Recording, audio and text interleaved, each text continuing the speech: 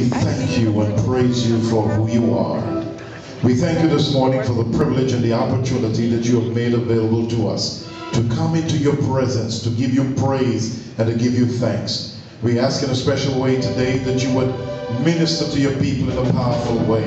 God, I ask that you would surround this place with your blood. Pray that the Spirit of God would so fall afresh upon us today. Breathe afresh upon us, God. This is a new week, and Father, new challenges, new difficulties, but we thank you because you're God, and there is no God who is like unto you.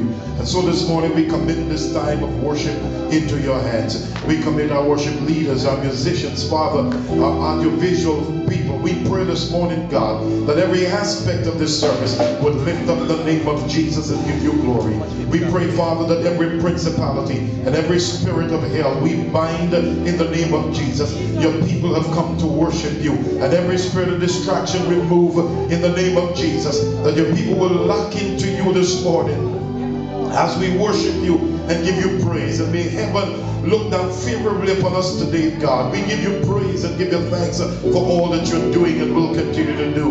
We pray for those that are on their way, bring them safely to your house, God. Let the devil not have any part to do with them getting to your house, oh God. And we thank you for all that you're doing. Again, Father, surround these grounds with your blood in the name of Jesus, and that every spirit that is unlike you will be off limit in the name of Jesus. And so we lift up the name of Jesus today in our worship, in our praise, in our thanksgiving. We bless you for all that you're doing. So Father, take the glory and the praise today as we release your very presence in this place without measure, oh God. To you be the glory and the praise in the name of Jesus. Amen and praise God.